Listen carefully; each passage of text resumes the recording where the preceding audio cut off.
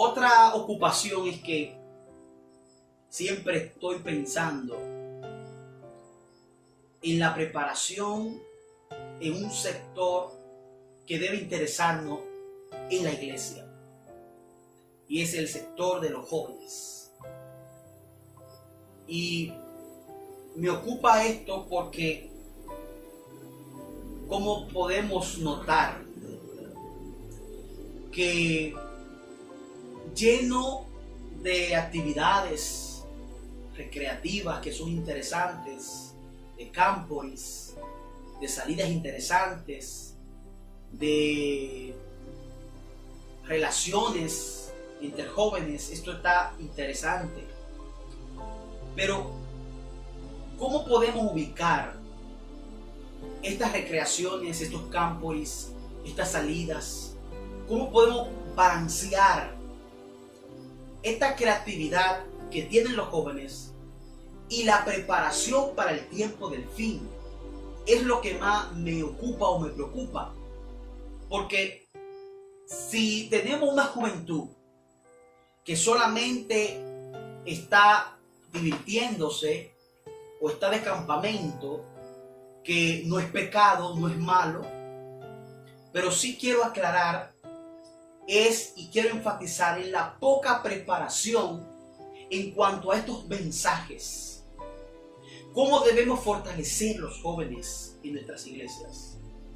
¿Cómo debemos llevarlo al punto de que puedan entender que estamos en un tiempo difícil? Que aparte de la recreación y de todo lo que hacemos, también debemos de formarnos. Y es ahí donde yo llamo la atención, donde veo pocos líderes formando a jóvenes.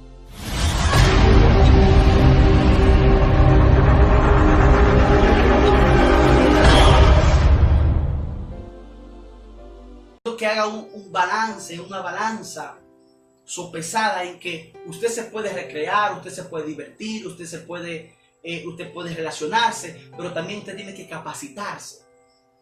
Porque la iglesia no es un campamento. La iglesia de Cristo no es un resort. La iglesia de Cristo no es un pasarrato. La iglesia de Cristo no es para conocer simplemente personas y relacionarse. La iglesia de Cristo es para capacitarnos a través de sus enseñanzas y poder, a través de este conocimiento, defender la verdad que es Jesús. Él dijo: yo soy el camino, la verdad y la vida.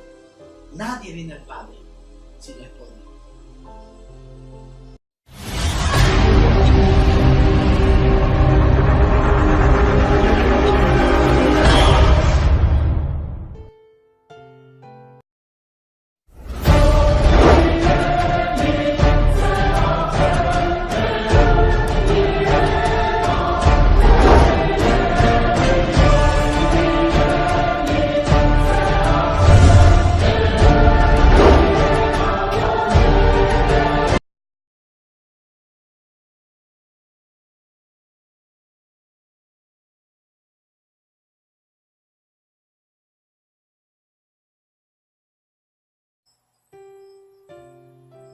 Apocalipsis capítulo 13, verso 4.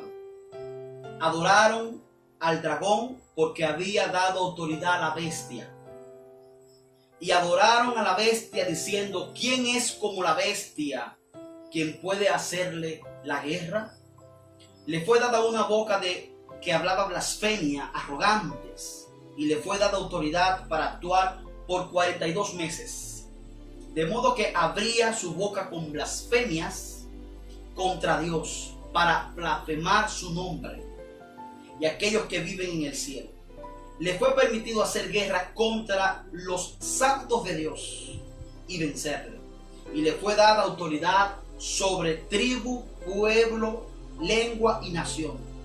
Todos los que viven en la tierra le adoraron, excepto aquellos que pertenecen al Cordero sacrificado. Y desde antes de la fundación del mundo, su nombre están escritos en el libro de la vida. Aquí, Apocalipsis capítulo 13, versos 4 al 8. Está implícito que El dragón, que es Satanás, le da dominio, poder y autoridad a la bestia, que es el sistema papal. Como Satanás no puede lograr que el ser humano se pueda postrar, todo el ser humano ante él crea un sistema político religioso, buscando la forma de adoración. Si adoran, claro, al sistema papal, pues le están adorando a él. Si adoran a la bestia, pues están adorando al dragón. Ese es el objetivo fundamental del enemigo. En cuanto el sistema de adoración, dice, adorar a la bestia es en verdad adorar al dragón, porque la bestia es el instrumento o agente visible del dragón, que lleva a cabo los propósitos del dragón. El periodo del restablecimiento del papado también se caracteriza o se caracterizará por la actividad sin paralelo del espiritismo. Detrás del espiritismo está Satanás, que obra con todo engaño de iniquidad. Así lo establece 2 de Tesalonicenses capítulo 2 verso 10. Por medio del catolicismo romano, el espiritismo y el protestantismo apóstata, Satanás se propone lograr que todo el mundo le adore y lo seguirá, excepto un noble remanente que se negará a ceder a sus pretensiones, así como leímos el verso final de Apocalipsis 13, verso 7, verso 8, donde dice que este grupo que adora a Dios, que se rehúsa a adorar a la bestia, al sistema papal, se rehúsa a adorar a Satanás, pues será perseguido, será atacado, será buscado, porque este pueblo que no se postra ante Baal, que no se arrodilla, que no adora a Baal, pues se le va a imponer una ley, el cual querrá esta ley doblegar sus rodillas para que pueda adorar no tan solo a la bestia, el sistema papal, sino también a Satanás. La resistencia a las demandas de la bestia evidentemente significa guerra. Se sugiere que regiría por la fuerza de las armas y que la resistencia sería inútil.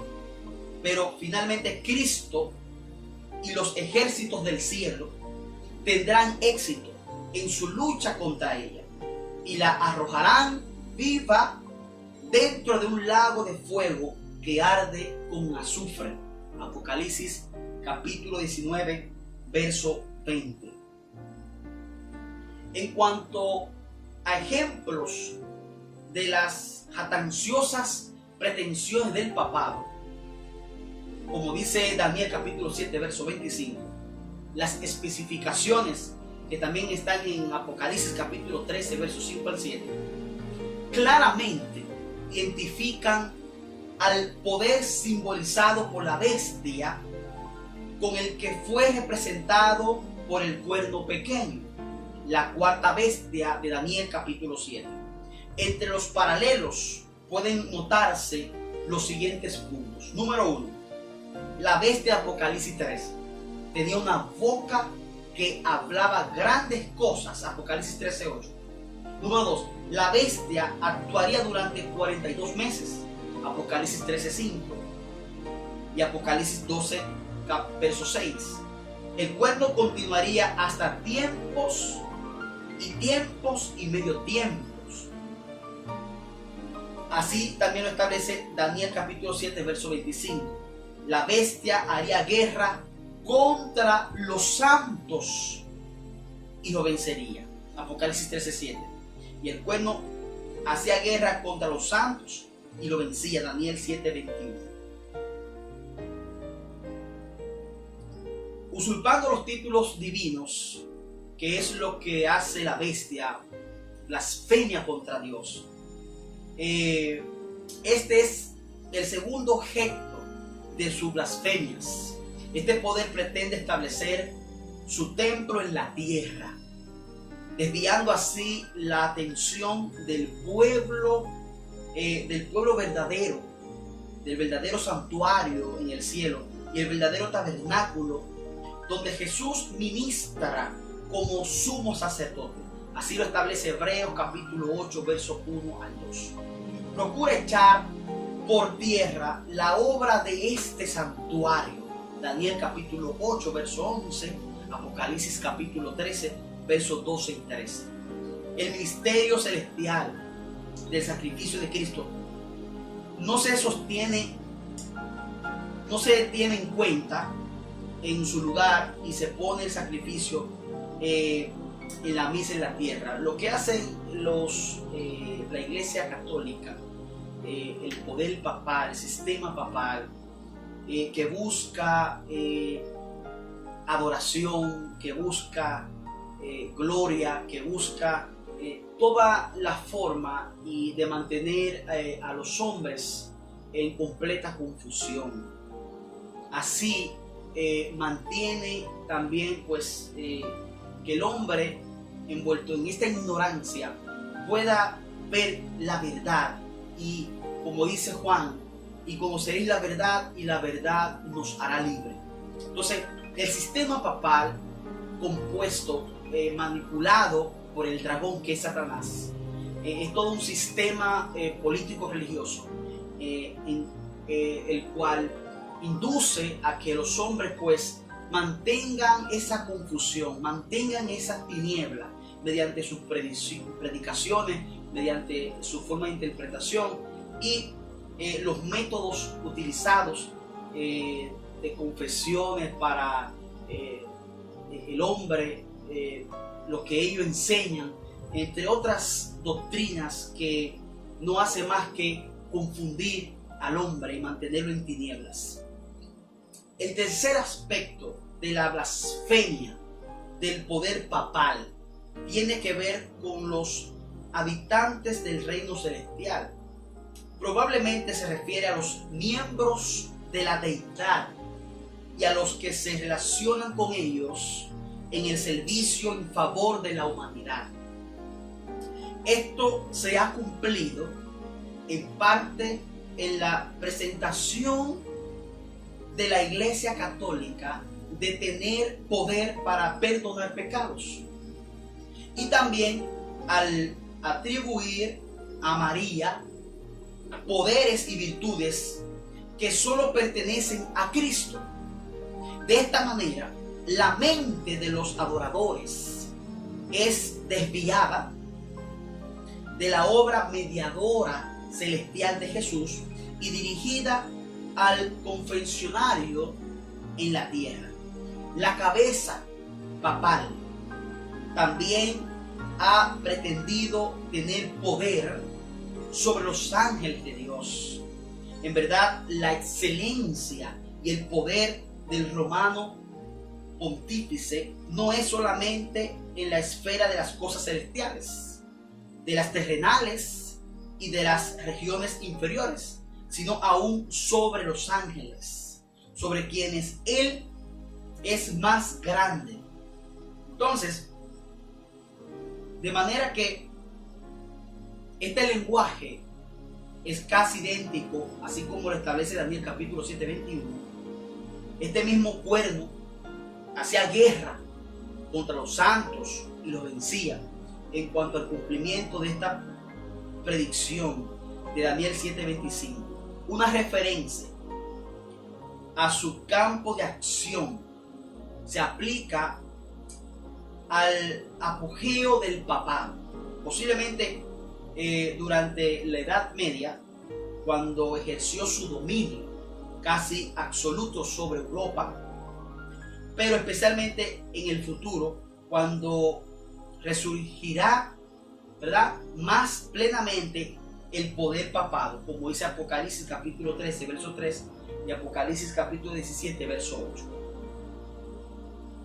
Se refiere especialmente la adoración al periodo futuro del resurgimiento del papado, como dice Apocalipsis 13:3. La manera como logrará esa adoración universal se describe en Apocalipsis 13:11 y 18. Y esta frase puede relacionarse con escritos o con inmulados. Ambas ideas tienen base bíblica. El hecho de que los hombres están registrados desde la fundación del mundo se halla en Apocalipsis 17:8, y esto se amplía en declaraciones como esta: heredad del reino preparado para vosotros desde la fundación del mundo, como dice Mateo capítulo 25 verso 34, y nos escogió en él antes de la fundación del mundo, Efesios 1:4. Por otra parte, el hecho de que el Cordero fue muerto desde la fundación del mundo está estrechamente relacionado con la declaración de Pedro: Cristo como de un cordero sin mancha y sin contaminación, ya destinado desde antes de la fundación del mundo, 1 Pedro capítulo 1 versos 19 y 20. La decisión de que Cristo moriría por la raza culpable fue tomada antes de la creación de este mundo y confirmada cuando el hombre cayó. Por lo tanto, en este sentido, puede considerarse que fue inmolado desde antes de la fundación del mundo. Nosotros debemos estar listos, prestos, preparados. Y es la pregunta que surge ahora: ¿está el pueblo de Dios preparado ante un ataque repentino de esta bestia? ¿Está el pueblo preparado para una ley dominical? ¿Está el pueblo preparado para momentos difíciles que están ya, no se puede decir que vienen, sino que están en nosotros en diferentes lugares? Evento de los últimos días. Aquí hay una declaración interesante. Aquí dice que por muchos años hemos aguardado que se promulgue una ley dominical. Y ahora que el movimiento está ante nosotros, preguntamos: ¿qué va a hacer nuestro pueblo al respecto? ¿Deberíamos buscar a Dios en forma especial para que su pueblo reciba ahora gracia y poder? Dios vive. Y no creemos que ha llegado plenamente el tiempo cuando Él permita que nuestras libertades sean restringidas. El profeta Juan, aquel teólogo apóstol Juan, él vio a 4 ángeles en pie sobre los 4 ángulos de la tierra, que tenían los 4 vientos de la tierra, para que no soplase viento alguno sobre la tierra, ni sobre el mar, ni sobre ningún árbol.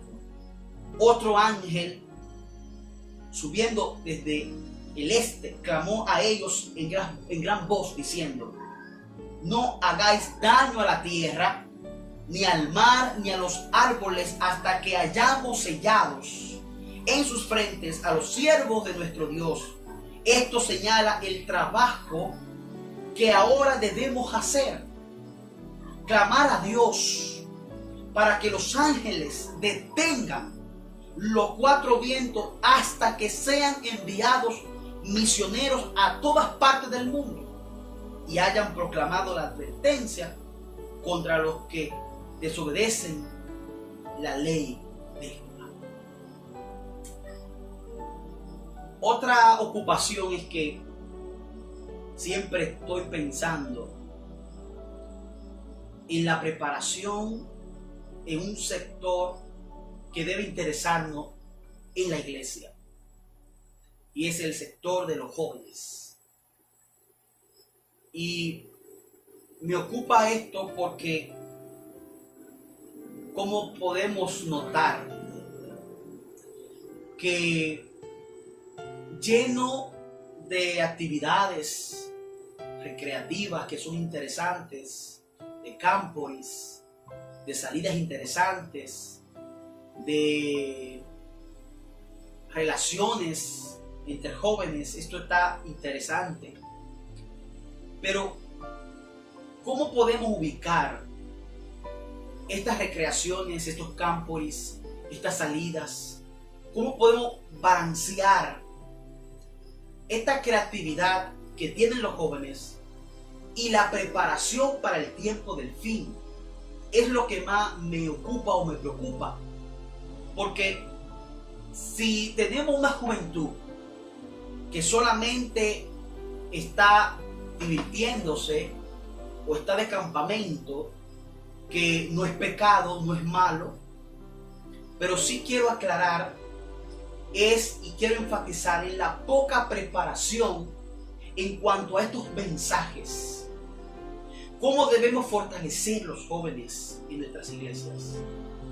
¿Cómo debemos llevarlo al punto de que puedan entender que estamos en un tiempo difícil? Que aparte de la recreación y de todo lo que hacemos, también debemos de formarnos. Y es ahí donde yo llamo la atención, donde veo pocos líderes formando a jóvenes que se preparen como soldados del reino y puedan saber qué se está avecinando y qué vamos a enfrentar. Yo quiero presentar un video acerca sobre la ley dominical, como un representante de la Iglesia Adventista, doctor, dentro de una tribuna, una causa, cómo él puede pues vislumbrar acerca de las leyes dominicales, y estaba representando pues el día del Señor, el día sábado.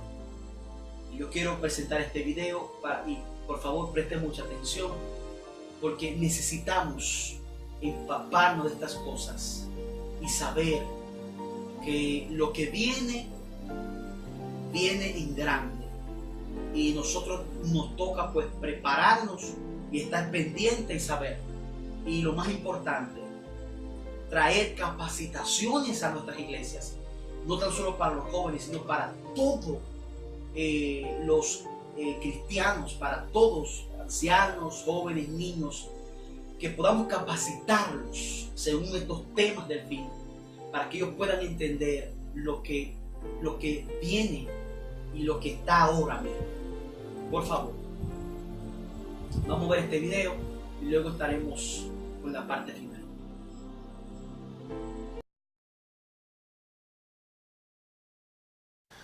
Hace su exposición ahora el doctor Adrián Hugo Maldonado por el Centro de Estudios sobre Derecho y Religión, instituto que depende de la Asociación Colegio Adventista del Plata. Señores ministros, en nuestra opinión, el caso tiene importantes implicancias constitucionales que entendemos que hasta el momento no habían sido suficientemente advertidas. En esta presentación nos centraremos en la validez de la ordenanza de la Municipalidad de Arroyito a la luz del derecho de libertad religiosa y de conciencia. Sostendremos que la norma local quebranta el presupuesto de neutralidad del Estado en materia religiosa y vulnera el principio básico de libertad religiosa garantizado por el bloque constitucional. Entendemos que nos encontramos frente a un claro caso en el que debe declararse la inconstitucionalidad de la norma, aún de oficio, toda vez que la misma es incompatible con el principio de la igualdad de todos los habitantes de la nación ante la ley. La ordenanza forma parte de un tipo de normas que, en honor a la simplicidad, llamaremos leyes dominicales, consistentes en la imposición del descanso dominical obligatorio con fundamentos total o parcialmente religiosos, lo que constituye una discriminación irreconciliable con el actual sistema de derechos diseñados por los tratados internacionales de derechos humanos. Existe en el derecho comparado una frondosa doctrina y abundante jurisprudencia en torno a la cuestión de las leyes dominicales, siendo consideradas un ejemplo clásico de normas que afectan a un tiempo a las relaciones Iglesia-Estado y al libre ejercicio de la religión. Como se dijo, desde que el emperador Constantino promulgara la primera ley dominical, resulta claro que esta legislación es religiosa tanto en origen como en propósito. Conforme lo ha expresado con elocuencia el Justice Douglas de la Corte Suprema de Estados Unidos, la pretendida racionalización no religiosa de las leyes dominicales es transparentemente falsa, ya que las mismas tuvieron y tienen sus raíces en fuentes religiosas. No cabe duda de que la ordenanza que aquí se analiza tiene una clara motivación religiosa. En los considerandos se citan conceptos del Papa Francisco sobre el descanso dominical y expresamente se invoca la autoridad de la Iglesia Católica en Córdoba. Vale la pena señalar que la ordenanza municipal cuestionada ha encontrado inspiración en un proyecto de ley nacional de descanso dominical obligatorio promovido por la Confederación Argentina de la Mediana Empresa, CAME, que al ver frustrados sus esfuerzos a nivel nacional, encabezó una cruzada para instalar el asunto en la mayoría de las provincias de la República Argentina. El objetivo declarado es la recuperación del descanso dominical. Los promotores sostienen la obligatoriedad, afirmando que el domingo es el día dedicado al Señor y que ello responde a la tradición compartida por la mayoría de los miembros de la sociedad, implicando que las mayorías tendrían derecho a imponer sus prácticas a las minorías, negando la pluralidad existente en la sociedad argentina y desconociendo los derechos individuales y de las minorías. En los mismos fundamentos del proyecto impulsado por CAME, que sirviera de modelo tanto para las leyes de las provincias de La Pampa y Santa Fe, como a las ordenanzas de medio centenar de localidades a lo largo del país, incluida la ciudad de Arroyito, se afirma que el Estado debe garantizar al trabajador un digno descanso semanal, pero no cualquier día, sino el día del Señor, el domingo. Parece más acertado lo sostenido por el Tribunal Europeo de Derechos Humanos al enfatizar el rol del Estado como organizador neutral e imparcial del ejercicio de varias religiones, fes y creencias, y considerar que el deber del Estado de neutralidad e imparcialidad es incompatible con cualquier poder de parte del Estado para establecer la legitimidad de creencias religiosas y que ello requiere que el Estado asegure la mutua tolerancia entre grupos opuestos. Imponer la observancia de un día semanal de descanso obligatorio con fundamento en los dogmas de una o varias religiones será siempre incompatible con la neutralidad del Estado en asuntos religiosos. Ahora, incluso si la Corte entendiese que las leyes dominicales no persiguen motivaciones religiosas, todavía debería considerar los efectos que estas leyes producen sobre la igualdad y la libertad religiosa. En particular, ha de considerarse el impacto desproporcionado que las leyes dominicales tienen sobre las personas cuya creencia religiosa les demanda guardar un día distinto del domingo. En este sentido, la ordenanza objetada limita severamente la posibilidad de los guardadores del sábado, por lo común judíos y adventistas del séptimo día, de observar su día de reposo sin violar la ley y sin sufrir por ello una fuerte desventaja económica al afectar su actividad comercial o laboral. Como resumió el Justice Stewart de la Corte Suprema de Estados Unidos, Este tipo de leyes fuerzan a los guardadores del sábado a elegir entre su fe religiosa y su supervivencia económica. Es una elección cruel, es una elección que creo que ningún Estado puede elegir y exigir constitucionalmente. Fin de la cita. Pero antes del efecto económico hay otro, más importante. Para los observadores del sábado como día de reposo, su origen se remonta al relato bíblico de la creación. El reposo supone sobre todo el cumplimiento del cuarto mandamiento de la ley de Dios, que comprende tanto la orden de trabajar los primeros 6 días de la semana como de descansar el séptimo día. Por ello, este día se configura como día de culto en el que se abstienen de toda actividad secular desde la puesta del sol del viernes hasta la puesta del sol del día sábado.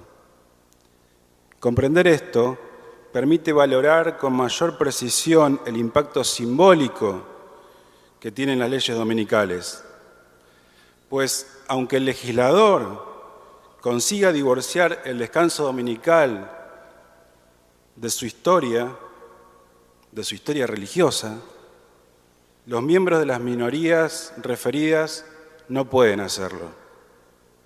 La ordenanza municipal cuestionada afecta de manera perjudicial a este grupo de personas y vulnera su derecho a la igualdad y la no discriminación. El relator especial de libertad de religión o de creencias de Naciones Unidas lo explica del siguiente modo. Mientras que los adherentes de las religiones mayoritarias generalmente no encuentran grandes problemas cuando tratan de combinar sus obligaciones laborales con la celebración de sus fiestas religiosas, la situación de las minorías religiosas o de creencias puede ser mucho más complicada. Pueden surgir problemas adicionales para las personas que sienten la obligación religiosa de no trabajar en días específicos durante la semana. Por ejemplo, algunos judíos y adventistas del séptimo día han perdido su trabajo como resultado de su negativa a trabajar los sábados. Mientras que en la superficie, tales regulaciones pueden afectar a todos, en la práctica imponen cargas desproporcionadas para los miembros de las minorías religiosas o de creencias. Fin de la cita y concluyo. En nuestra opinión, la norma cuestionada se funda en un dogma religioso imponiendo coactivamente un precepto de una confesión particular, por lo cual quebranta la neutralidad del Estado en materia religiosa. Le quedó un minuto, doctor. Genera un efecto adverso desproporcionado sobre los integrantes de ciertas minorías religiosas, vulnerando el principio de igualdad ante la ley. Al imponer un día específico de descanso, limita en la práctica el derecho de observar días de descanso de conformidad con los preceptos de una religión o convicción y, por lo tanto, conculca el derecho de libertad religiosa. Creemos, como lo sostuvo la Corte Suprema de Canadá al anular la denominada Ley del Día del Señor, que una sociedad verdaderamente libre es aquella que puede acomodar una amplia variedad de creencias, diversidad de gustos y actividades, costumbres y códigos de conducta. Una sociedad libre es aquella que apunta a la igualdad con respecto al disfrute de las libertades fundamentales. Muchas gracias. Gracias, doctor.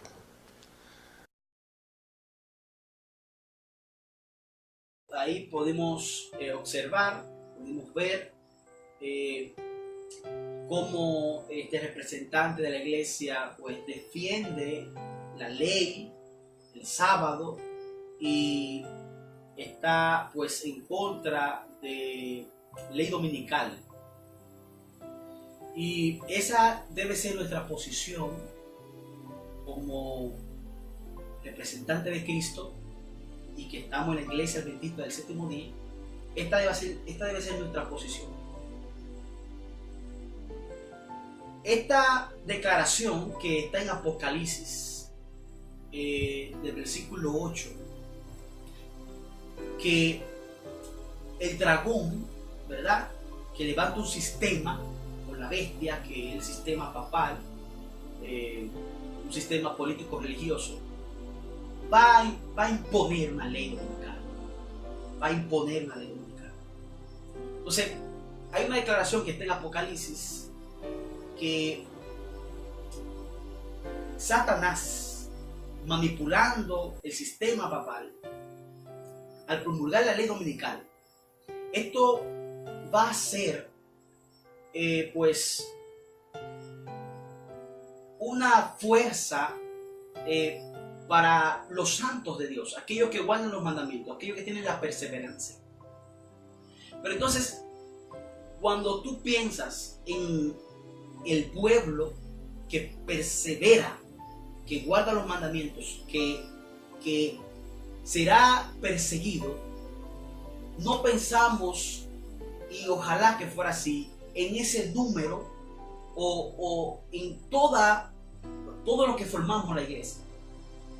Señores, debemos pensar que es un remanente que va a permanecer. Y el llamado que hago ahora es que este pueblo santo no puede tener ninguna amistad, ningún romance con la ramera. Automáticamente que los líderes, representantes de la iglesia adventistas, tengan amistades con Roma, tengan amistades con el papado, se van a embriagar del vino que dice Apocalipsis, que da, que lo mantiene ebrio, y automáticamente, y quiero aclarar, que si hay un grupo de líderes que está en romance con la iglesia católica, la iglesia no ha caído, porque la iglesia de Cristo. Es posible que un grupo sostenga un romance con la ramera, pero por eso la iglesia adventista no está en el suelo, ni va a caer, porque Jehová no lo va a permitir. Hay un remanente que dice Apocalipsis que permanece firme y fiel y que no negocia, no hace acuerdos, no se doblega, no hace romance con Roma, sino que se mantiene firme y fiel. Aquí dice que el movimiento dominical está avanzando en la oscuridad. Los líderes encubren el verdadero problema y muchos que se unen al movimiento no ven hacia dónde tiende la corriente oculta. Están trabajando a ciegas. No ven que si un gobierno representante saca los principios que lo han hecho una nación libre e independiente, y que mediante leyes incorpora en la Constitución principios que propagarán las falsedades y los engaños papales, se hundirán en los errores del romanismo y de la edad oscura. Son muchos los que aún entre los empañados en este movimiento para imponer el domingo están ciegos en cuanto a los resultados que surgirán a esta acción. No ven que están atentando directamente contra la libertad religiosa. Son muchos los que nunca han comprendido las obligaciones que impone el día de reposo bíblico, ni el fundamento falso sobre el cual descansa la institución del domingo. Ley es dominical, el domingo por el sábado.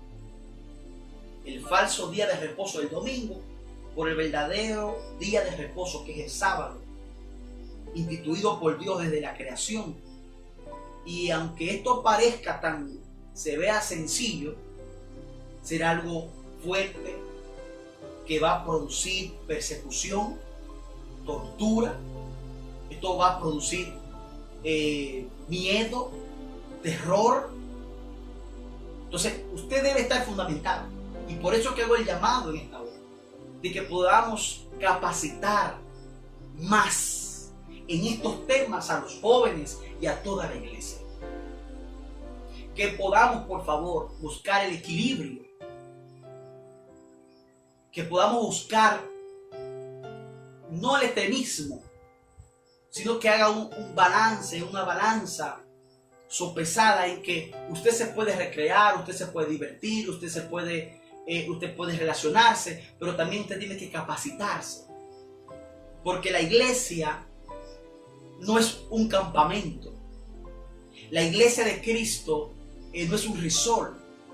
La iglesia de Cristo no es un pasarrato. La iglesia de Cristo no es para conocer simplemente personas y relacionarse. La iglesia de Cristo es para capacitarnos a través de sus enseñanzas y poder, a través de este conocimiento, defender la verdad que es Jesús. Él dijo: yo soy el camino, la verdad y la vida. Nadie viene al Padre sino es por